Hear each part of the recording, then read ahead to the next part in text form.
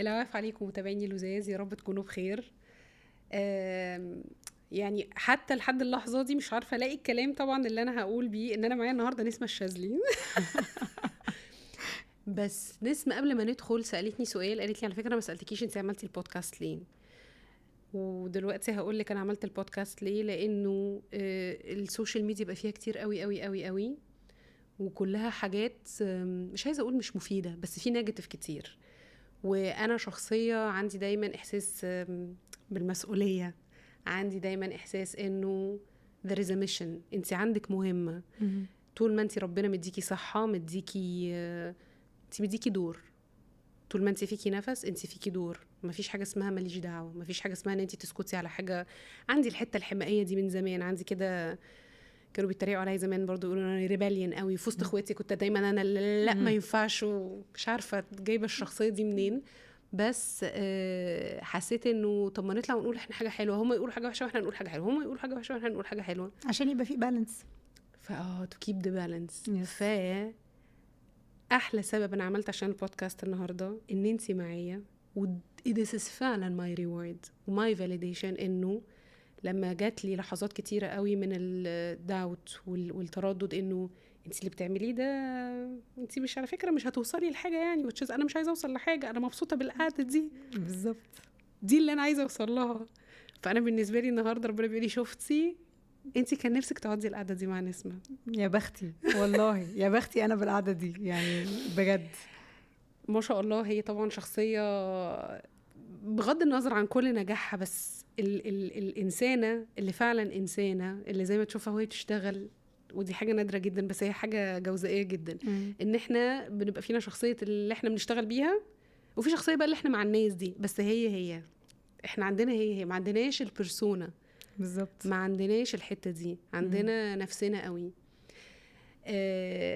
فأنا النهاردة مبسوطة قوي إن أنتي معايا، زي ما أنتي في البودكاست بتاعك، زي في البودكاست بتاعي، زي ما هنخرج برا أنا وأنتي. بالظبط، فأنتي منوراني والله بنورك. ويعني مش عارفه طبعا اقول ايه، يعني you left me speechless بعد الانترو الرهيبه دي، وعارفه انها هارت فيلت فواصله لي جدا ومؤثره فيا جدا، وانا متشرفه قوي بالقعده دي.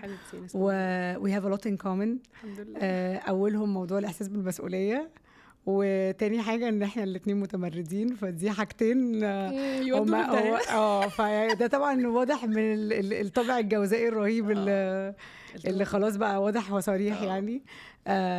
بس انا عامة بشوف فعلا موضوع المسؤولية تجاه المحتوى والحاجات اللي بتتحط على السوشيال ميديا، ومش هقول عشان كل حاجة بقت كوميرشل، هو الحاجات كمان بتبقى بتناقش او بتطلع من على الوش قوي، يعني بتطلع سوبرفيشل قوي من على الوش قوي، واحنا خلاص يعني واصلين لمرحلة في حياتنا ان احنا محتاجين شوية دبث، شوية عمق، الكلام يبقى ليه معنى، ليه صدى، ليه تأثير من جواكي، حاجة فعلا هتفيدك، تخليكي تبصي للحياة بشكل مختلف، مش اللي هو التيك اواي ده اللي هو كل حاجة هتاخديها في السريع في سكرولية وخلاص يعني. فعشان كده بقى ابريشيت الناس اللي بتعمل بودكاست عشان القعدة وعشان الكلام الحقيقي اللي بيطلع من القعدة، اللي فعلا حتى لو متابعينه شخص او اتنين، الواحد ما بيبقاش متخيل تأثير القعدة دي على الشخص او اتنين دول بتبقى عاملة ازاي. دي احلى حاجه فعلا في الشغلانه دي. ساعات اعمل حلقه والاقي ناس تبعت لي مسجات اتخض طبعا، انتي بالظبط وانتي قلتي وانتي مش عارف ايه، ونفس الحلقه قبل واحده تقول لي انا في الهبل اللي انتوا بتعملوه ده كان انا ما فهمتش ولا حاجه من الحلقه، مش ليكي، هي مش ليكي بالظبط، هي في واحده تانية سبحان الله بتلاقي ناسها الحلقه بتلاقي ناسها كلمتني وقعدت تعيط وتقولي انا حسيت قوي وانتي بتقولي. نبدا الاول بدايه المعتاده عشان ما نسرحش. يلا بينا. العواف بالنسبه لك ايه؟ سمعاها الكلمة طبعا؟ العواف سمعاها في حاجات كتير وكنت دايما بريليتد بالزمن الجميل يعني. عشان زمان الناس كانت بتحيي بعض تقول العواف. فهي كلمة بحسها ليها هيستوري وليها روتس كده. وانا شخص بحب قوي اعيش في الماضي، متشعبطة في الماضي جامد قوي، فالعواف بتديني احساس حلو بالماضي. ايه العواف في حياتك دلوقتي؟ العواف في حياتي دلوقتي هو الاعتدال في كل شيء. هو ان الواحد يبقى عنده وضوح لرؤية هو عايز يعمل ايه، عايز يروح على فين، عايز يسيب ايه، فده بالنسبه لي عواف. وان انا يمكن في المرحله اللي انا فيها دلوقتي من الرحله، العواف هو ان نسمه تتعافى من جواها. يعني ان انا في حاجات كتير قوي كانت محتاجه هيلينج ومحتاجه عواف وعافيه كتير جدا، وانا كنت دايما مأجلاها، فوقتها جه. اول حاجه بدات بيها كانت ايه؟ ان انا شخص بجات اتاتشت لكل حاجه، البني ادمين وللقصص وللناس وللمزيكا وللاماكن يعني عندي I get attached بسرعه. وساعات الاتاتشمنت ده بيبقى بالحاجات الغلط او بالناس الغلط، ومش ببقى شايفه ده، ببقى دايما بحاول اشوف الجزء الايجابي من الموضوع، الحته البوزيتيف، الحته البرايت سايد، لحد ما تحصل حاجه تخليني اضطر اشوف الدارك سايد رغما عن انفي يعني. فكنت في الاول بتجاهلها، دلوقتي ما بقيتش بتجاهلها، فبقيت بحاول اعمل فلترنج واطلع من حياتي حاجات كتير قوي كنت attached ليها for all the wrong reasons، وكان ليها تأثير سلبي جدا عليا وعلى حالتي النفسية وعلى حياتي من غير ما اخد بالي. يعني عارفة اللي هو فجأة ربنا اداكي فرصة ان انت تاخدي بيرد اي فيو كده وتشوفي الدنيا من فوق. حسيت انه لا، في حاجات محتاجة detachment. فهو ده اللي انا بدأت بيه. الديتاتشمنت محتاج ايه عشان تعرفي تاخدي القرار بتاع الديتاتشمنت؟ الصدق مع النفس. لازم تبقي صادقة مع نفسك. وتعلمت الصدق مع النفس through الثيرابي. انا في الاول ما كنتش بعرف اقول للثيرابيست بتاعتي اللي انا بقوله لروحي، لان انا اصلا كنت الحاجة بتتقال جوايا، وجوايا برضو بيرد على الحاجة ويعمل لها كده بوليشنج فما تطلعش الحاجة هي، تطلع برضو متزوقة كده، او تطلع واخدة رتوش مش صادقة 100%. وقعدت ابراكتس كتير قوي ان انا اطلع الحاجة حتى لو هي هتخليني ابقى خجلانة قدام نفسي. اول حاجة عملتها ان انا اقول اللي جوايا زي ما هو برايا، كان اكبر احساس بالحرية جالي في حياتي. حسيت ان انا I'm finally free حتى from my own judgment لنفسي. فالصدق مع النفس ده بيخليكي تشوفي حاجات كتير قوي، بيديكي بصيرة، بيشيل غشاوة من على عينيكي في حاجات كتير. لانك خلاص بتبقي عندك شجاعة ان انتي تفيس ذا ميوزك. احنا واحنا مش صادقين مع نفسنا بيبقى دايما عندنا صوت جوانا احنا سامعينه بس احنا بننكره، نغطينه على الاخر بالظبط، علشان نعليه مرة واحدة وناخد النطة دي. فاكراها كويس، بس هي الصراحة ما جاتش معايا بتعلية مرة واحدة. هي جات معايا جراجول، جات معايا حبة حبة شغل بقى على نفسي. يعني أنا الرحلة بتاعت إن أنتي to rediscover yourself و to know how to love yourself وتعرفي أصلا أساس مشاكل كانت عندك أنتي كنتي فاكرة إنها سببها حاجات تانية خالص، وتكتشفي الأسباب الحقيقية. ده لوحده، الرحلة دي صعب قوي تيجي overnight، صعب تيجي فجأة. فالظروف حطتني في ان انا اضطر ان انا اخد قرار ان انا اروح ثيرابي، على اساس ان انا كنت فاكرة ساعتها ان انا بدور على علاج لحاجة وجعاني. الواحد نفسه وجعاه، فعايز يدور على حد يعني يطبطب على النفس دي ويقول لها everything's gonna be okay. ويعني whether بقى بالفضفضة أو بأيا كانت الطرق اللي بتساعد الحالة النفسية إنها تتحسن، كنت بدور على علاج للوجع اللي جوايا. اكتشفت إن أنا بدأت رحلة self discovery وأنا مش واخدة بالي. كنتش عارفة إن أنا هبتدي أكتشف حاجات عن نفسي وأفهم حاجات عن شخصيتي أكتر وأفهم حاجات عن علاقتي بأهلي، وأفهم حاجات ليه ببقى تريجرد من ده، ليه الحاجة دي بتزعلني، ليه الحاجة دي مهمة قوي بالنسبة لي. طيب الأهمية دي اتخلقت منين؟ بقيت شوية شوية بربط كل الخيوط ببعض لحد ما الرحلة بدأت unfold itself. كل شوية unlock level، كل شوية أعرف حاجة جديدة عن نفسي، فابتدي أشوف حاجة جديدة في حياتي، فابتدي أبقى عايزة أخد يعني قرارات مختلفة أو أغير حاجات في حياتي. وأنا أصلا كمان شخص مش بيعرف يعني مش قابل للتغيير بسهولة. I don't change أو I don't like change. I might be flexible in changing علشان ممكن نقول إرضاء الآخرين، لكن أنا ما بحبش التغيير في الكونستنس.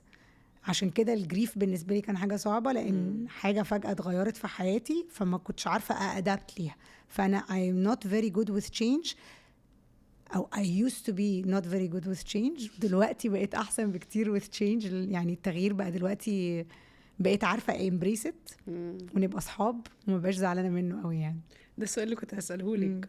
ما بتحبيش التغيير قبل ولا بعد لما اكتشفتي نفسك السلف ديسكفري جيرني دي؟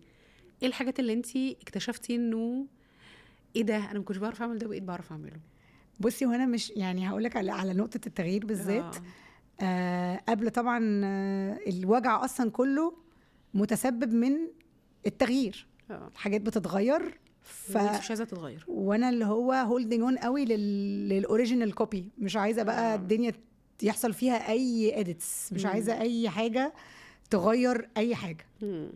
وبعدين بعد بقى الجيرني بتاعت السيلف ديسكفري اكتشفت انه مش هقول بقيت بحب التغيير، بس بقيت متصالحه معاه، وبقيت فاهمه اهميته، وبقيت شايفه كويس قوي ازاي ممكن التغيير يكون في صالحي. هي دي احنا بنشيل الحاجات اللي معطلانا واحنا مش عارفين لما بنخش في السيلف ديسكفري دي، لان بتكتشفي عندك مثلا بوتنشال وقدره لحاجه انت معطلاكي بقالها سنين بس انت ما كنتيش عارفه الموضوع ده، عشان يفير تشينج مش عارفه تاخدي الخطوه. ده حقيقي جدا يعني. وساعات فعلا التغيير، الخوف من التغيير ممكن يبقى اوبستكل في طريق الواحد. اكبر سند واكبر دعم في الرحله بتاعت اكتشاف الذات دي ايه؟ ربنا. وعلاقتي بربنا اتغيرت قوي في الوقت ده، عشان مع ان بارلل مع الثيرابي. الثيرابي خلي بالك لما بتبتدي تشتغلي على نفسك وتبتدي تشوفي الدنيا بشكل مختلف وتنور لك حاجات كتير قوي في طريق، بتخليكي a more spiritual person. يعني بتخلي روحانيتك أعلى، وبتخليكي عايزة البيس بتاع الحياة يبقى أهدى، وبتبقي مش عايزة صراعات فبتلاقي سبحان الله الطريق paved its way كده لطريق أقرب لربنا يعني. ويعني برضو حضرت حاجات يعني رحت حاجة اسمها رحلة الحقيقة مع الدكتور عمرو الورداني. كانت يعني ممكن أقول نورت لي دماغي في حاجات كتير قوي، فرقت معايا جدا.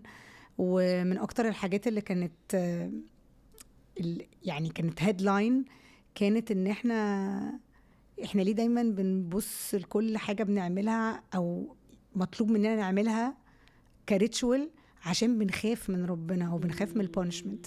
إحنا ليه ما فكرناش إن إحنا نبقى بس بنعملها من حب بكل بساطة؟ يعني هو بسط الموضوع جدا، وفعلا الواحد طول الوقت كان driven by fear، يعني اللي هو النار والعذاب القبر والحاجات اللي هي المسميات او مش مسميات، الحاجات اللي هي احنا متربيين عليها واخدينها في المدرسة، وكور كده معين قوي بيخليكي دايما عندك العلاقة بتاعت انك مش عايزة تتعاقبي، مش عايزة البانشمنت. فانا لازم ابقى good girl عشان not to be punished، مش ان انا لازم ابقى good girl عشان بحب ربنا ومش عايزه ازعله. تعرف ان ده احد المواضيع والاسئله اللي انا كان نفسي اسالها لك النهارده بجد؟ طب يعني للدرجه دي سبحان الله اللي تورد الخواطر ان التربيه على الخوف. انا ما اعرفش انتي تربيتك كانت بناء عن ايه، بس انا كنت هجيب لك السؤال ازاي. الحقيقه انه ما اقدرش اقول انا من ساعه ما جيت عشت في دبي هنا اكتشفت انه مش كنا بنقول الستات زمان بتوع الشرق الاوسط او الميدل ايست، احنا عندنا انا اكتشفت انه الستات كلها احنا على فكره كلنا رايحين في داهيه. هي الفرق بيننا وبين الست اللي مش ميدل ايسترن او الاوروبيه ان احنا ظهرنا وجعنا، هي ظهرها سليم بس احنا عندنا نفس المشاكل بالظبط. لان في كلنا الحاجه الكومن في تربيتنا، وده اللي انا اكتشفته. ودي كانت بالنسبه لي بصراحه حاجه غريب ان على مستويات مختلفه هم كمان اتربوا على الخوف. يعني من خلال ده رايي الخاص، دي مش دراسه، بس بكل ما بتكلم مع الناس والستات بالذات احنا مشاكلنا كلها التريس بتاعتها ترجع للخوف. واحنا الخوف اتزرع لنا في حته مهمه جدا هي الدين، اللي هي اصلا الفرشه اللي انت هتنصبي عليها اصلا. كل حاجه، الفاونديشن بتاعك يعني فغرزتنا اصلا انت غرستي اصلا في الاساسات، غرستي الخوف وانت بتحطي حجر الاساس بتاع البني ادم. ده حقيقي جدا. وانا يعني لا I was raised driven by fear برضو، لان احنا اهالينا بيربونا بيبروجكتوا علينا خوفهم هم كبني ادمين. فهم عندهم فيرز من حاجات معينه، بتلاقي الفيرز دي اتنقلت لك، او الحاجات اللي هم خايفين ان احنا نمر بيها او نعيشها بيخوفوكي منها. وده out of love. they don't know better. يعني هم بيبقوا قلنا الجملتين دول يا بس ده الصراحه. يعني انا بتكلم يعني هتكلم in my case. انا ان اهلي ماتوا فعادي ممكن اقول حبيبتي ربنا يرحمه. يعني انا ممكن اقول الحقيقه انه احنا حطينا طبعا الجمله دي كل الناس بتقولها، انه ده كان نابع من حب، وكان ده اللي كانوا يعرفوه وانا مش بتهمهم، بالعكس. يعني انا يعني كلي فضل اصلا لاهلي، بس ولو فيا شيء حلو فهو يعني منهم اكيد. لكن احنا ايه اللي حصل لنا لما تخلينا عن الخوف ده؟ ما حصل لناش حاجه. يعني لو هم كانوا خايفين يحصل لنا حاجه، فاحنا ما حصل لناش حاجه الحمد لله. لسه هو الحمد لله تمام، يعني سلام. يعني احنا لسه سلام، لان هم كانوا دايما بيبقوا خايفين ان انت ايوه انت هتفلتي، انت هتفلتي. انا اصلا انت هتفلتي، ده حياتي كلها. يعني انا عشان نفسي اتمتع بحريات معينه بيسك جدا، كانت دايما بتترجم ان انا عايزه افلت طبعا، او عايزه اصيع او عايزه ابوظ. او انا يا جماعه عندي اهو، مش هقول بقى عندي كام سنه عشان الجمهور، عشان اللوك النهارده بس اللوك النهارده متصابي جدا، فمش عايزين نبوظه. بس يعني لمي الدنيا. بس يعني كميلينيال انا شخص يعني اهو الحمد لله لما بقيت ست عاقله راشده ناضجه، ما بستخدمش حريتي باي شكل خطأ، او مش بالشكل اللي يأذيني، او بالشكل اللي هم متخيلين ان كلمة حرية كانت هتوصلني ليه. بالظبط. وهي يعني انا بشوف ان التخلي عن الخوف هقول لك انا اتعلمت ده من سبحان الله بقى من حاجه غريبه جدا، ان انا كان دايما الخوف في علاقتي بفريده من ساعه ما جالها السكر واحنا على طول خايفين سكرك عالي سكرك وطي. طبعا الخوف اكل مشاعر كتيره جدا حلوه بيني وبينها. فقلت له لما كل حلقه لازم اقول خلود ومش راضيه تطلع معايا لما رحت الخلود وقالت لي انت اللي بينك وبين بنتك خوف مش حب. والخوف دارك، مشاعر سلبيه تاكل تحرق اي حاجه حلوه طبعا فبتاثر. فاحنا لما نتخلص من الخوف كأني يا نسمة بنورد في زرع وفي كرياتيفيتي بتطلع وفي كل حاجه بتحسي بتتنفس. وانا يعني وعلاقتك بربنا ما تبقاش مبنيه على الخوف، تبقى مبنيه على الحب، فبتبقى بتستمتعي بتتغذي بتتروي. القرآن اللي كنا بنقراه بقينا بنقراه بنتروي. اللي فيه اختلاف رهيب. كل حاجه بيبقى معناها مختلف بتترسخ جواكي بشكل مختلف تماما.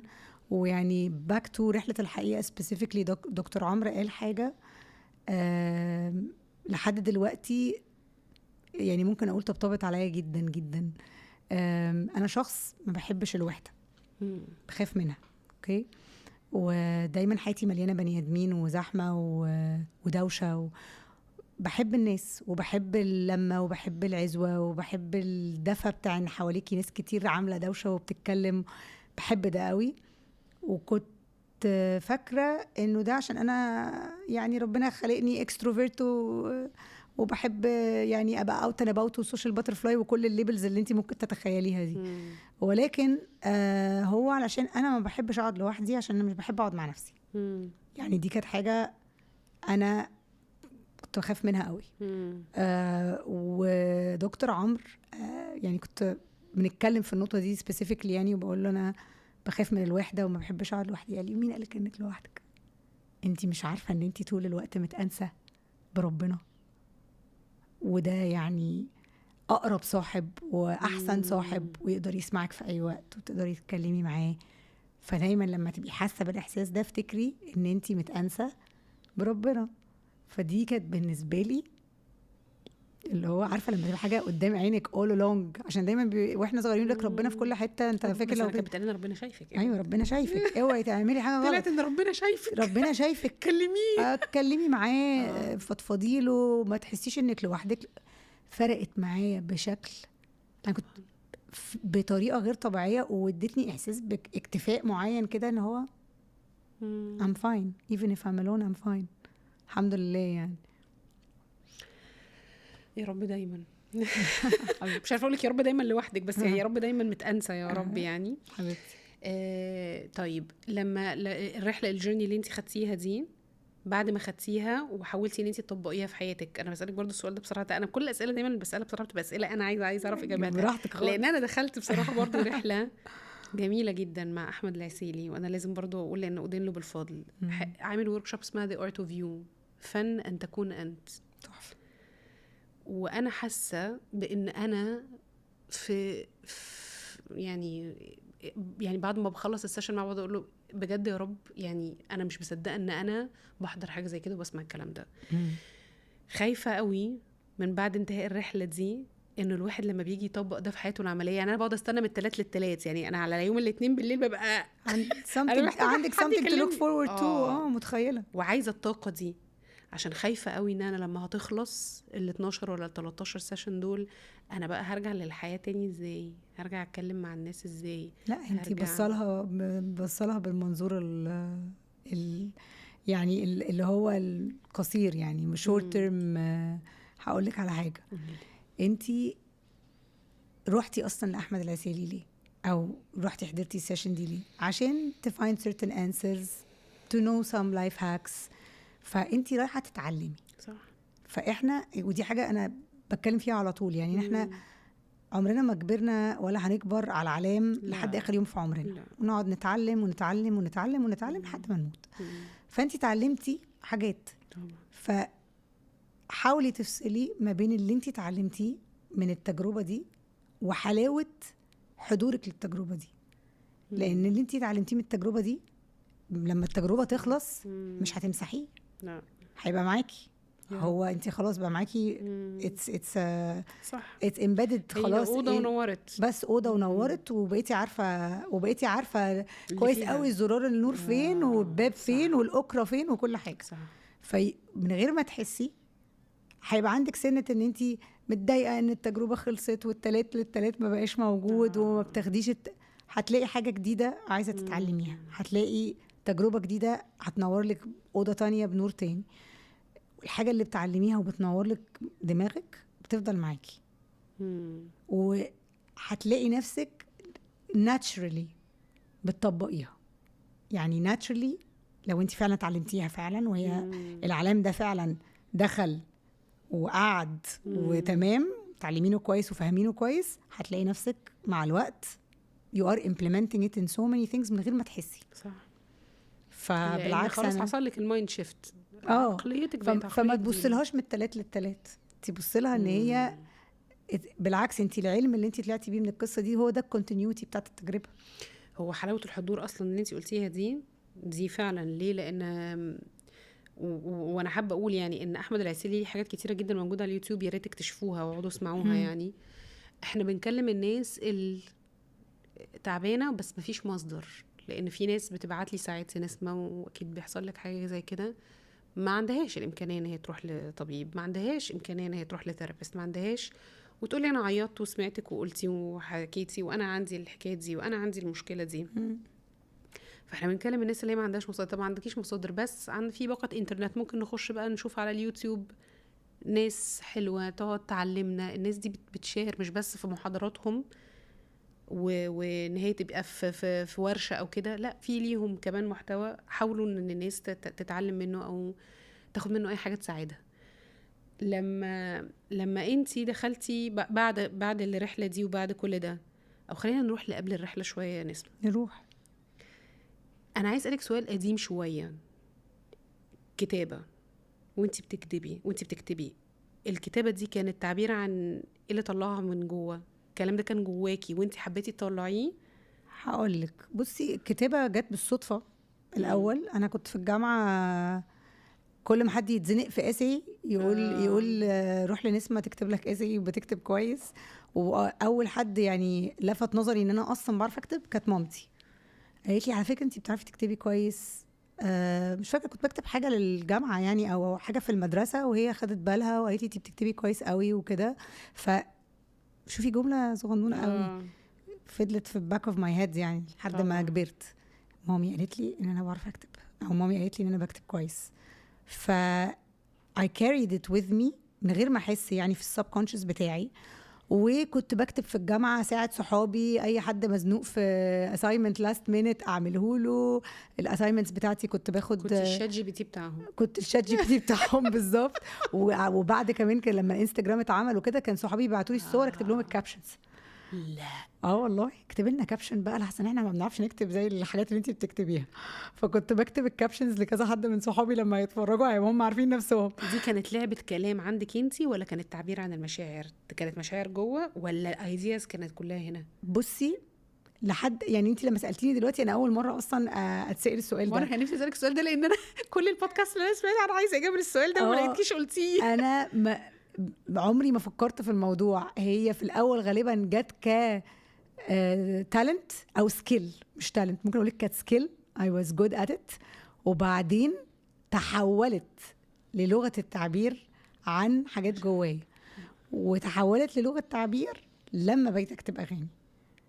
لان الكتابه اللي انا كنت بكتبها في الاول كنت بكتب في توبكس انا انترستد فيها. انا كتبت في مجلات كتير قوي، وبعدين لما بقى في سوشيال ميديا بقيت بكتب في الاونلاين ماجازينز، يعني اشتغلت برنت وبعدين اشتغلت بلاتفورمز.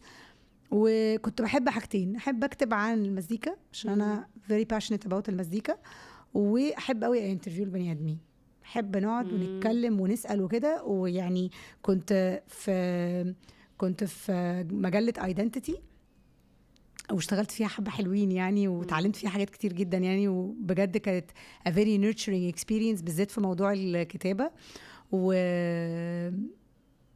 لما بدأت أعمل انترفيوز مع سيلبرتيز بدأت أتبسط قوي من فكرة إني بشوفهم كبني آدمين مش كفنانين. لأن هما الكونفرسيشن ما بتبقاش يعني 1 + 1 = 2 يعني بتبقي بتسألي ويردوا وتردوا follow up question فبتشوفي human side من الفنانين بعيد خالص عن اللي بتشوفيه on screen. فبقوا humans حقيقيين، بقوا humans بالنسبة لي. فدي كانت ممتعة جدا. كانت اللي هو أنا عايزة أعرفكم كبني آدمين، مش عايزة أعرفكم كفنانين. عايزة أعرف الإنسانيات إيه، عايزة أعرف بتحبي إيه، ممكن أبقى interested حتى أعرف بتحب تاكل إيه قوي وبتطبخه إزاي اللي هي ال conversations الإنسانية الطبيعية جدا. فده خلاني بكتب اكتر يعني، بدات اكتب اكتر وبقيت اكتب انترفيوهات، وبقيت انا اللي بدور على الناس اللي انا عاوزه اتكلم معاهم وعاوزه اعرف قصتهم وعايزه بنتنا بقى وتتشرب براحتك. ابتدي بقى يعني كان عندي حتى بيج كده في المجله لما كنت بكتب في البرنت ثابته اسمها تالنت اوف ذا مانث. اي تالنت بيعمل اي حاجه عجباني، فوتوغرافي بقى، اخراج، مزيكا، غنى، دانسينج، اي حاجه ابقى انتريجد، ابقى عايزه اعرف القصه. فاديكيت الصفحه دي للشخص ده واعمل معاه انترفيو واعرف هو تالنت اوف ذا مانث ده بيعمل ايه بالتالنت اللي عنده. الى ان دخلت اشتغلت في المزيكا وجات لي اول فرصه ان انا اكتب اغنيه. طلبت منك ولا هي طلعت الاول وبعدين انت وديتيها؟ طلبت مني يعني هشام خرمه هو اللي طلب مني اني اجرب اكتب اول اغنيه. وساعتها انا قلت له انا ما بكتبش اغاني. انا يعني بكتب مقالات وبكتب انترفيوهات وكده، فدي مش حتتي يعني. bearing in mind on the side ان انا بكتب اغاني بالانجليزي في الدايريز بتاعتي من وانا في اعداديه يعني. ده كان سؤال بقى تاني عايزه اساله لك، هل انت عندك اغاني انت كاتباها مش مطلعاها؟ كتير يعني، وطريقه كتابتي اتغيرت جدا بعد الثيرابي. يعني الاغاني اللي انا كتبتها قبل غير الاغاني اللي بكتبها دلوقتي، والاغاني اللي بكتبها دلوقتي يمكن ما طلعش منهم حاجه قوي لسه للنور. لو حد قراهم هيقول مستحيل ان انا ابقى اللي كاتباهم، لان اللي انا كتبته كنت بكتب اغاني cheerful وفلافي وسيمبل والحياه جميله وسهله وبسيطه وكده. وبعدين لما عملنا بقى الانر ورك ولا طلعت ولا سهله ولا بسيطه ولا سهله ولا بسيطه خالص. فبدات بقى اكتب في حاجات كلها فاهمه فين يوجعك بقى يعني. كاتبه اغنيه اصلا عن بانيك اتاكس، مش هقول لك اكتر من كده. والله كنت نفسي ادوكيومنت اللي بيحصل، البروسيس اللي بيحصل ده ما بين ان انت يعني انا in my case انا بيجي لي panic attacks in the middle of the night in my deep sleep. بقوم من النوم على يعني في الابيسود بتاعت البانيك اتاك ببقى حاسه ان انا هيجي سكته قلبيه، ببقى حاسه اني هموت دلوقتي، ببقى شايفه خيالات وحاجات في الاوضه مش موجوده، ببقى مش عارفه انا فين، ضربات قلبي في كل حته، في طراطيف صوابعي حاسه ببلس، في عينيا حاسه ببلس. كل الحاجات دي كنت عاوزه اكتبها، واكتب الرحله بتاعت ما بين اللاوعي اللي هو فاكر ان هو خلاص this is it وماشي all the way، لما كل حاجه بترجع تاني في مكانها وتبتدي الخيالات دي تروح، وابتدي اشوف ان انا لسه هنا، انا موجوده، انا تمام. it's just another panic attack go to sleep. فده مثلا طلع في شكل اغنيه.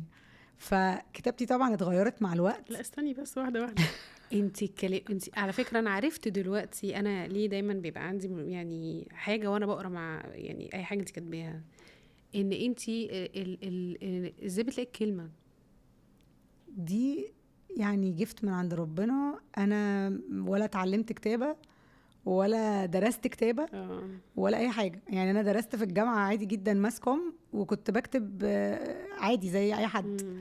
وكتابه الاغاني انا بحب المزيكا من وانا عندي 3 سنين. بابايا ومامتي الاثنين بيموتوا في المزيكا وخالي، وزرعوا فيا المزيكا دي من وانا من اول مواعيد في الدنيا يعني.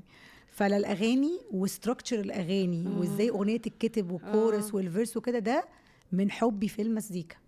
انا ما درستش كتابه اغاني، ولما بدات اكتب اول اغنيه عرفت استراكشر ا سونج، فيرس 1 فيرس 2 بريدج فين، كورس فين، الكورس هيتعاد في الاخر هيتقال مرتين ولا 3، هيبقى فيدد امتى، ويعني it came كده كانها كانت موجوده all along. وبس انا يعني فاهمه يعني. مش عايزه ابقى بايخه بس عايزه اعرف انت مخزون الكلمات ده جاي من مشاعر؟ اصل دي مش حاجه قريتيها انت، في جمل كده ساعات انا بقف عندها اقول يا بنتي اللذينه جبتيها منين؟ لا طلع من جوه عادي. هو مخزون مشاعر فور شور. لان انا اول اغنيه كتبتها كانت بتتكلم عن الرضا، وهي دي الاغنيه اللي خلتني فهمت ان انا الكلام اللي انا بكتبه ده كلام بيعبر عن حاجه جوايا وجعاني، او حاجه جوايا عايزه اعبر عنها، او حاجه جوايا عاوزه الناس تفهمها زي ما انا فهمتها. وكان ساعتها كان الرضا بقضاء الله. كنت عايزه بس اتكلم على ان انا راضيه بالابتلاء اللي انا مريت بيه، وان انا لما رضيت بدات اشوف تاني البليسنجز اللي ربنا حاططها في حياتي في كل حته، بعد ما كنت شايفه كل حاجه سودة. فكنت بتكلم سبيسيفيكلي عن النقطه دي، ان الهابينس you find happiness when you find gratitude. انت الاول من الواحد بجد profoundly بيرضى من جواه مش سهله بيبتدي يبقى سعيد. لا ما هي خدتني رحله مؤلمه عشان اوصل للكونكلوجن ده. انا في رحله بحثي عن الرضا استعنت بالصبر. لازم هما بيجوا هاند ان هاند، الرضا والصبر بيجوا مع بعض. هي اصعب حاجه في الموقف ان الواحد لما بيبقى في الموقف اللي حواليكي كلهم they are pushing يجيبوا لك ارضي دي. انا شايفاها يا باشا، انا يعني ده انا لو ركبت طياره انا مش عارفه اوصل لها دلوقتي، انت عايزني دلوقتي في اللحظه دي ابقى هناك؟ مستحيل. فلما لجأت بقى لكلام ربنا ولقيت ان هو بشر الصابرين. طب يعني اصبر؟ وعلى فكره الصبر برضو مش سهله. لا مش سهل، لان الصبر بيتطلب منك ان انتي لا تشتكي، ما انا صبرا، فانا حتى مش عارفه اشتكي. تتقبلي وتبقي على وضعك. تتقبلي ده مفتاح. ده اللي بيوصل له دول عمد اللي يوصل للتقبل ده يبقى عمده فرود يعني.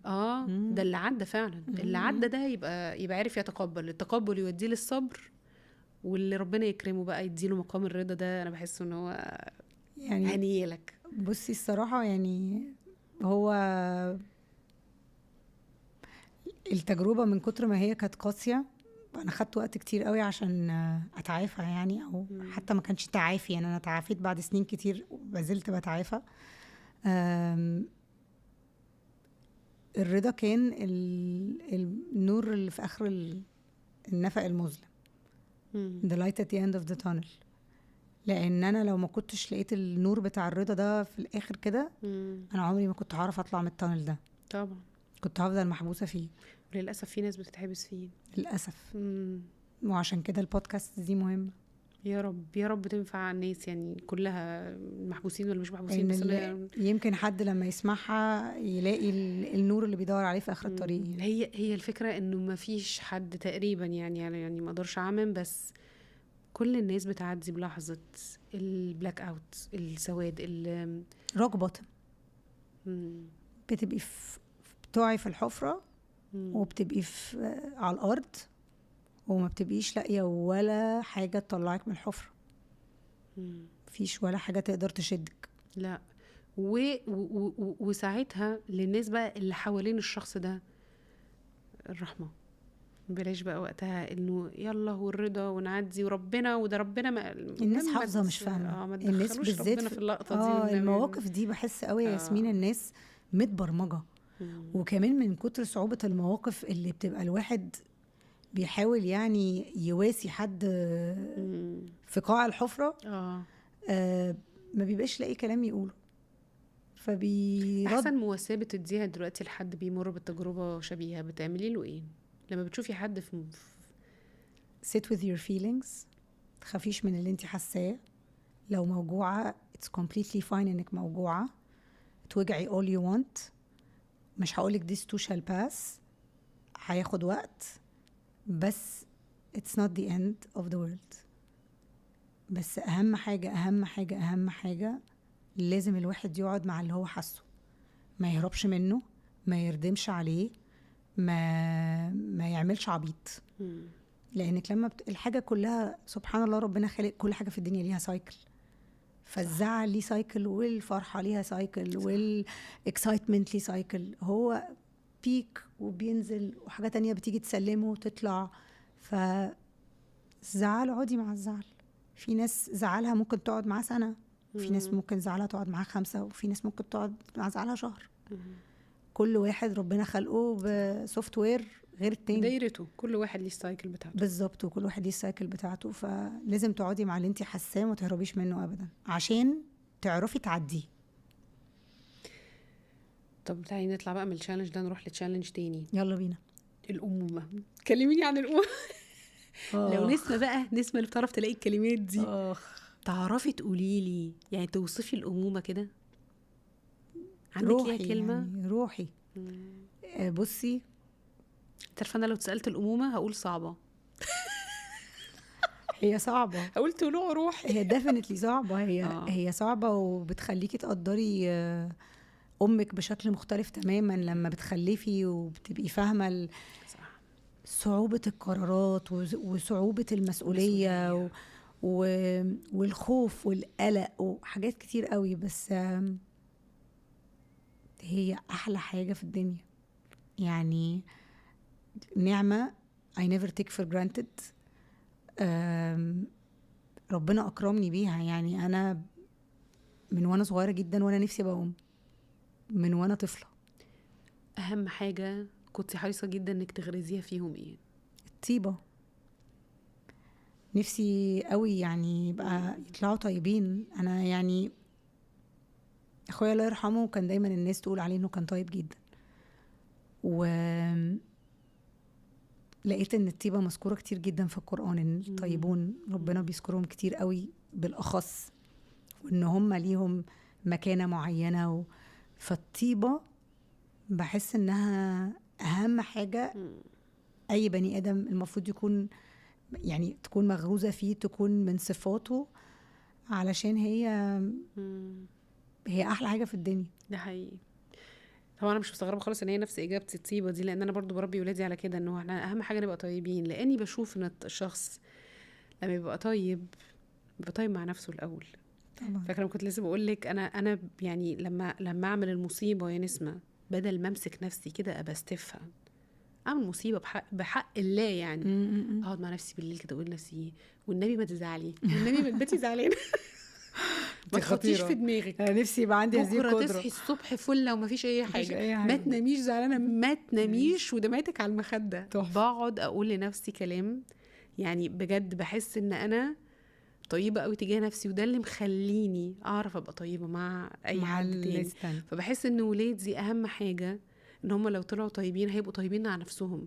فلو بعد الشر يعني عليهم، بس لما الدنيا ما ترحمهمش احيانا الواحد بيتحط غصب عنه في سيتويشن طبعا. انه اقرب الناس ليكي تبص تلاقيهم هم مش راحمينك، فعلى الاقل الاقي مصدر رحمه يتكون عارفه بالظبط. داخليا فلو الناس عندي، كلها مش فلما طيبة، كلهم يتجننوا حواليا انا عارفه ابقى انا أبقى هدي طيبة لنفسي مع نفسي. انا هدي بالظبط. لنفسي الجرعه اللي انا محتاجاها دي. اه طيب وغير التشالنج ده ان ست تبقى هي صاحبه شغلها، ده جه بالصدفه البحته، ده ولا كان في الحسبان ولا كان في مع الخطه. ان I would say انتي مخلوقه علشان ده. غالبا ربنا حطني على الطريق ده علشان اوصل للكونكلوجن ده. بس انا ما كانتش في خطتي خالص. انا عمري ما كنت اتخيل ان انا اصلا ممكن ابقى صاحبة شركة وعندي تيم و شركة. ده كان بالنسبة لي مش في البلان اصلا، ده مش حاجة في البلان بتاعتي. طب ايه الموتيف بتاعك؟ الموتيف بتاعي ان انا عندي واحدة صاحبتي قوي اسمها جنات، صاحبتي مغربية. نصحتني نصيحة في وقت كان very critical في حياتي وكان في الكارير بتاعي as well. قالت لي بعد ما كل اللي انتي بتسعي له في الكارير اللي انتي كنت فيه ساعتها ده هيخلص او هيروح، ممكن قوي تلاقي نفسك وقع على الاسفلت. انا عايزاكي تتشجعي وتبقى عندك مرتبة تقعي عليها. ده قالتهولي لما انا كنت بفكر اعمل ايجنسي، كنت خايفة اعمل ايجنسي. فقالت لي اعملي مرتبة لما كل ده يروح. بس الايجنسي في الوقت ده ما كانتش حلمك ولا كنتي بتفكري فيها كانت فكرة مجرد فكرة؟ كانت فكرة ومش حلم. كانت فكرة لانها الفكرة دي اتولدت من set of skills عندي. ناس كتير جدا بتقولي ان انا شاطرة في الحاجة دي، جربي ما تعملي ايه بي ار ايجنسي يا بنتي، ده انتي بي ار ماشي على الارض، ده انتي تعرفي كل الناس، ده انتي مش عارفة ايه. فنورت اللمبة. بس نعمل شركة ازاي، بيزنس بلان، براندنج، مكتب، ضرايب، حسابات، كل الحاجات دي ولا افقه عنها شيء ولا اعرف عنها حاجة. انا عملت شركة ويلا بقى نخش نبلبط ايوه في المحيط ويا نغرق يا سمكة هتاكلنا يا ان شاء الله، يا ان شاء الله حد يا نوصل للشط يا هنغرق يا هنغرق. ونزلت وطبشت لحد ما وصلت للشط الحمد لله. يعني الست لما بتاخد الخطوة دي بتبقى محتاجة ايه؟ محتاجة نوليدج عندها، لازم تبقى عندها معرفة ودراسة، لازم تبقى شاطرة في حاجة، لازم تبقى شاطرة في حاجة، لازم تبقى شاطرة في حاجة عشان تاخدي قرار زي ده. لازم يبقى معاكي الادج بتاعك. انا كنت عارفة ان انا عندي ادج في ده، صح. فكل الكماليات بتاعت doing a company or a business او كده كلها حاجات you can acquire. صح. هستعين بحد في الماركتينج، هستعين حد بالسوشيال ميديا، عايزه حد براندنج، عايزه حد مش عارفه ايه، لكن الكور بتاع الشركه، النو هاو بتاعت الشغلانه معايا. اكبر تحدي النهارده في شغلك ايه؟ sustaining. ان انا اخلي المركب تفضل at float. لان انا اخترت طريق صعب شويه عن بقيه الناس. ان انا وحطيتك جايه تقدمي فاليو وقيمه وحاجه تقرف حاجه انا بقول لهم جايه تنوري عقول المجانين وحاجه وبيقولوا عليا بي ار الغلابه. يعني انا بي ار الغلابه لان انا يعني بحب قوي اي حد وكل حد اعمل له بي ار يعني. لا يعني مش اي حد وكل حد عشان برضو تو بي فيري كوريكت، لان الناس عارفه هاو سيلكتيف اي ام. بس قصدي اي حد وكل حد محتاج بي ار ومش قادر يعمله ويستحقه. بالنسبه لي فاكره المسؤوليه اللي كنت بتتكلمي عليها في الاول، انا دي المسؤوليه اللي انا واخداها. ان ما ينفعش ان انا يبقى معايا النو هاو بتاعه هذا العالم وما فيتش بيها الناس اللي حواليا اللي يستحقوا. والعائد بقى ساعتها ليكي ايه؟ قعدت العب العاب كتيره جدا في الشغلانه دي لحد ما عرفت الاقي بالانس ان انا اعمل شغلانات تقدر انها تصرف على الشركه وتخلي الشركه ماشيه. والموديل اللي مريحني اللي هو موديل ممكن يكون unconventional بالنسبه للماركت وغير تقليدي بالمره، بس انا ما بشتغلش permanent clients يعني او clients لمده طويله، ما بشتغلش long term، انا بشتغل project based. اوكي. فانا بشتغل حاجات ممكن تبقى لمده شهر، ممكن تبقى بالكتير لمده 3 شهور. انبسطنا مع بعض، الكلاينت مبسوط واحنا مبسوطين، الدنيا لذيذه اللي عندك ده نشتغل الشغلانه اللي بعدها. لكن انا يبقى معايا كلاينت ونقعد ماضيين مع بعض سنه ولا سنتين، اول ما نشتغل مع بعض نلاقي نفسنا مش عارفين نشتغل مع بعض او مش مبسوطين او وما نعرفش نكمل. انا اصلا لو في هذا النوع من التنشنه او الفريكشن او كده موجود، انا اصلا مش بعرف ابرفورم. طبعا يعني انا مش بعرف ابرفورم. شغلانتك قايمه 100% على الابداع، مش بس ابداع، هي باديه وقائمه على الشيء اللي ماي جاد فيلينج بيسوقني فيه ده. يعني لو انا عندي ايدج هو الانتويشن، برافو عليكي، ده الكومباس بتاعي. صح. والانتويشن ده ممكن بقى يبقى في شخصيات، في شركات، في طريقه شغل، في حاجات كتيره جدا وفي اشخاص. فاحنا لو ما فيش الكيمستري دي ما بيننا وما فيش الباشن بتاعت الشغل اللي انا بضيف لك وانت بتضيف لي واحنا الاتنين محتاجين بعض، انا ما بعرفش اشتغل.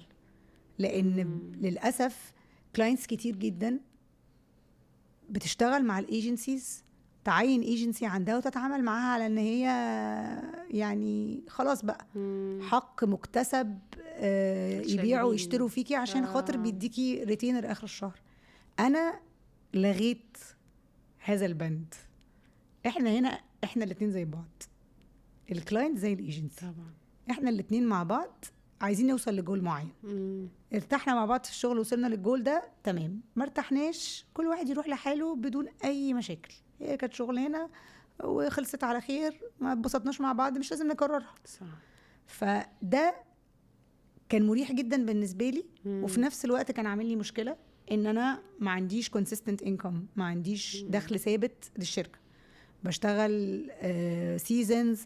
بس طبعا ده في الاول. دلوقتي الحمد لله بقيت عارفه الفلو بتاعنا، عارفه الحاجات اللي احنا بنبقى انفولد فيها في السنه مثلا شكلها عامل ازاي. فكل كوارتر بيبقى عندنا مثلا حاجتين، وما باخدش فلو اوف ورك كبير عشان العب بقى في الحاجات التانية. عايزه اشتغل في المزيكا شويه، اشتغل شبت في المسرح شويه، عايزه انتج مسرحيه انتج، البودكاست عايزه اسجل حلقات اسجل. فابقى عندي مساحه ان انا اشتغل على شغفي في حاجات تانية جنب البي ار، وما بقاش مبلوعه في حياه الايجنسي اللي ناس كتير قوي للاسف اتبلعت فيها. واللي هو ليلهم نهارهم ونهارهم ليلهم، وطول النهار بيشتغلوا وطول الليل اصل الكلاينت لغى، اصل الكلاينت غير. انا مش قادره على يعني الفورمات دي doesn't work with my character. التوازن اللي انت عاملاه ما شاء الله، يعني الله اكبر، نمسك الخشب بنجاح في حته ان انت انا هقدم فاليو، وما بين ان مش الفاليو هي اللي مطلوبه دلوقتي. طبعا كلميني عن ده. بصي، هرجع تاني لنقطه المسؤوليه. انا عندي مسؤوليه تجاه انا هنا ليه، جاي اعمل ايه. انا هنا ليه دي بيندرج تحتها الفاليو. انا هنا عشان ادي فاليو لحاجات حلو، الحاجات دي تعمل امباكت، الاشخاص دول يعملوا امباكت، يخلوا الدنيا احسن باي شكل كان.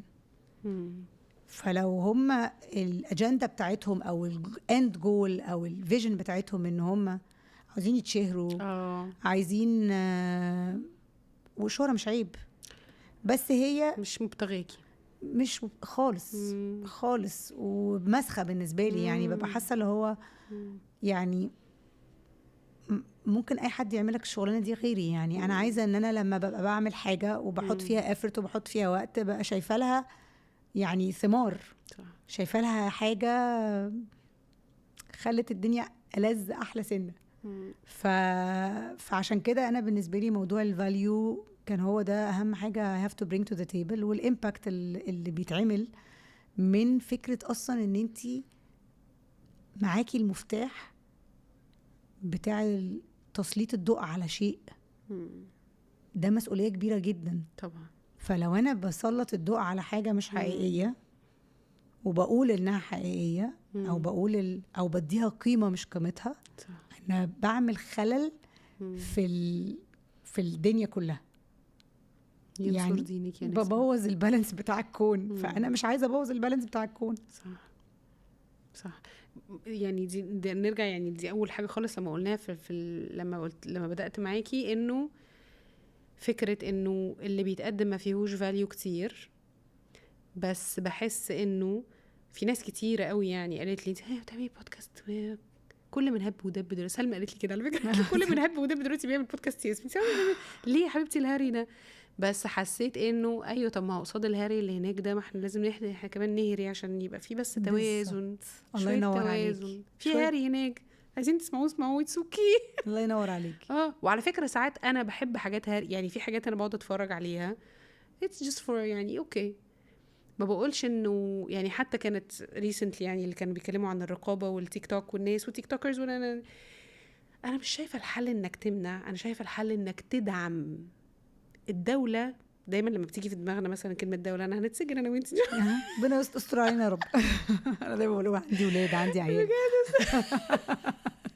بس بصراحة من ساعة الايفنت بتاع ابو ظبي ده وانا حاسة انه لما البلد بتشجع ولما البلد بتدعم ولما البلد تيجي تقول مش هنحبس الوحشين طب ما بدل ما تحبس الوحشين خد بيد الحلوين والله ما في حلوين اكيد وجمال وبيقولوا كلام زي الفل ده حقيقي فادعم وقول لهم طب اعملوا طب سووا طب هعمل لكم ايفنت طب هعمل لكم مكان طب هعمل لكم دعم للبي ار بتاعكم whatever it is عشان بس نكيب التوازن بس نحافظ على توازن مش عايزه اقول حلو وحش بس المفيد مع اللي مش مفيد مش هقول ان هو مضر حتى المضر مضر ووحش خلاص احنا متفقين عليه بس في مفيد وفي غير مفيد بالظبط وعادي احنا كلنا بنتفرج على المفيد وعلى الغير مفيد احنا مش كلنا قاعدين طول النهار يعني فاتحين العلم والايمان بس شويه توازن بالظبط شويه توازن حلوين وسبيكينج اوف توازن انا لما قررت افتح الايجنسي وخدت قرار ان الايجنسي دي هتبقى a purpose driven agency PR agency عندها المسؤولية إنها تسلط الضوء على ناس تستحق الضوء تستحق الشهرة for all the right reasons وعندهم المصداقية وعندهم يعني الكاركترستكس اللي تخليكي تتكلمي عنهم تتكلمي عن شغلهم وتتكلمي عن شخصياتهم يبقوا فعلا مؤثرين ان انا كنت عايزة حد يبدأ يعمل الدور ده في المجال ده against كل الفيك بي ار اللي بيتعمل وكل البيت بي ار اللي بيتعمل دلوقتي anyone can be someone طبعا. with money and contacts هيكلم فلان صاحب غير ده النهارده لو فتح التيك توك وصور فيديو هبل معلش نتكلم بصراحة بس انا بتكلم حتى يعني التيك توك طبعا الشهرة اللي هي السهلة السريعة اللي كده اللي هي ممكن مش بتدوم انا بكلمك بقى على ليفل بروفيشنالز وليفل the first Egyptian معرفش ايه والتايتلز والهيدلاينز اللي بتتكتب عن اشخاص وعن ناس that are not real you pay someone to talk about you ويقول امجادك ونجاحك وانت عملت ورحت وجيت وانت مش عامل ربع الكلام ده وفي حد تاني غيرك شقي وتعب واجتهد وذاكر وخد دكتوراه وعمل ومحدش عارفه just because he doesn't know the right people or he doesn't have the means to buy a spot in a magazine so that they can talk about them. انا هروح معاكي الحته ابسط كمان من كده. انت عارفه احنا يعني نسمع احنا صغيرين كنت الفكره دي كانت في دماغي من كام يوم. احنا مين اللي علمنا نحب واحنا اتعلمنا اصلا نخش في كونسبت ريليشن شيب وحب ومشاعر وكلام من ده منين؟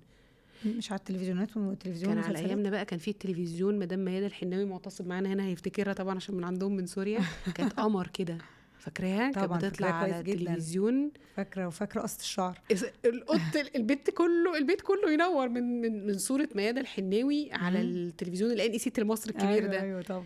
وكانت تقعد تقول له والعمر لك وبكره لك وبعده لك كل حاجه لك. وبعدين مش عارفه تقول له بقى في الاخر بقى بسالك بتحبني ولا الهوا عمره ما زارك بعد كل ده. ده مات الحناوي. كنت بفضل اقول يا عيني لما الست دي مورمطه نفسها مع واحد كده مرات هتعمل فيه ايه؟ انهيار منهاره. فانا بقى هوصل معاكي لايه الحته انه لا انا عندي تكتبي اغنيه. شوفي يعني مش قصدي مش ببسط من المهمه، بس حته ان انا اخلي عند البنت وعي، الولد وعي، انك تقولي فكره في كوبليه كلمه بالظبط. ده حقيقي. تخلي دماغه تتأسس صح. الكلام اللي هم بيسمعوه النهارده اللي هم بيطلعوا يسمعوه حتى في اغنيه، لو مش هيقروه، لو كلام مهما كان بسيط بس جمله ممكن تربي، تبقى هو ده الوعي بتاعها. ما احنا في حاجه اسمها وعي مجتمع. احنا كلنا كل واحد فينا مديله ظهره وبيقول مش مسؤوليتي. حقيقي. طب ما هيبقى مسؤوليه مين؟ هنلبس على فكره. وهو احنا يعني مش المجتمع ده مش في شيكاغو، ده احنا هنلبس. فكل واحد فينا عنده كلمه حلوه بالظبط ممكن يسيبها كده، يمكن تفيد. وممكن تفيد في الوعي زي ما انت بتقولي. وعشان كده انا يعني الواحد لما بيمسك الخيط بتاع احنا هنا ليه جايين نعمل ايه، ايوه بتلاقي بقى حاجه بتجيب حاجه you have to be خلاص consistent بقى. يعني انا مسكت الخيط بتاع البيربس ده الاول بعد رحله الجريف، وبعد رحله ان الواحد يلاقي نفسه، وبعد رحله ان اللايف از تو شورت، وانك لازم تعملي حاجه بتحبيها عشان تعرفي تنجحي فيها، وكل الحاجات الحلوه دي كلها مسكت الخيط بتاعها كده، وبدات اكر بقى ايه كل حاجه على نفس المنوال. فالبي ار بقى purposeful بي ار، وبعدين اللي بعده بقى كتابه الاغاني for causes، وبقيت على طول بدور على الفاليو اللي هتتساب ايه. الناس قالت لي ما بتكتبيش هيتات قلت لهم يا جماعه مش حتتي والترند يا نسمه، والترند انا مش بتاعه الحته دي، ولا كتبت الاغاني عشانها. انا بكتب ولا انفع فيها خالص، كمان مش حتتي. انا بكتب اغاني بتناقش توبيك مهم، بتتكلم بالنيابه عن حد مش قادر يتكلم عن روحه، voice of the voiceless، حد زي مثلا الأغنية بتاعت مستشفى أهل مصر الحروق، ما هم مش قادرين يتكلموا ويقولوا على وجعهم. أنا ربنا اداني طول إن أنا أقدر أتكلم عن الوجع ده بالنيابة عنهم، عشان الناس تبتدي تغير نظرتها ليهم وما تتعاملش معاهم بالطريقة دي، وما يخافوش منهم، ويدعموهم ويساعدوهم، يقفوا جنبهم. ففكرة إن انتي تبقي بتأدي value لكل حاجة، علشان you might never know هيأثر في وعي مين. اسمحي لي أسمي التالنت واللي انتي كنتي بتحكي عليه ده اللي بيطلع الكلام ده، اسمحي لي يعني أسميه ان انتي عندك كنز مدفون جوه. يعني وهو كنز لأن عارفة ليه بسميه؟ لأن عارفة الكنز دايما بيبقى مدفون كده ومحدش عارف طريقه. فانتي ربنا يعطرك فيه، بس انتي عندك كنز. ربنا يخليكي. الكلام اللي بيطلع منك ده ما يطلعش من يعني المؤاخذة، عندنا كلنا مشاعر، بس يعني اللي حضرتك بتطلعيه ده ليفل بيوند المشاعر. يا نهار ابيض والله. ربنا يجعل رزقك كله طيب حبيبتي، وربنا يلهمك، ربنا دايما يلهمك الطيب يا نسمة. ويعني نفسي ربنا يكتر من امثالك طبعا، بس انا محظوظة طبعا بمقابلتك، ومحظوظة ان انا اعرفك، ومحظوظة جدا بجمالك وردك على رسالتي. يعني بصي يعني النهارده حاسه كده بالجراتيتيود. شكرا يا رب طيبت خاطري، وربنا دايما يطيب خاطرك ويطيب خاطرك دايما. والبودكاست ده يبقى من اهم البودكاست in the region ان شاء الله، وكل الناس تسمعه، لان انتي you add a lot of value. يا رب ربنا يجعلنا سبب. you do بجد. انا بحبك قوي يا نسمة. وانا كمان والله. شكرا قوي على النهارده بجد. انا اللي شكرا، انا اللي مليون انتي شكرا. اكرمتيني بجد. ميرسي حبيبتي، ربنا يكرم اصلك. انت اللي يعني اصلك طيب وكريم. حبيبتي تسلمي لي. اشوفك على الف خير، واشوفكم على الف خير، واشوفك على الف خير يا معتصم.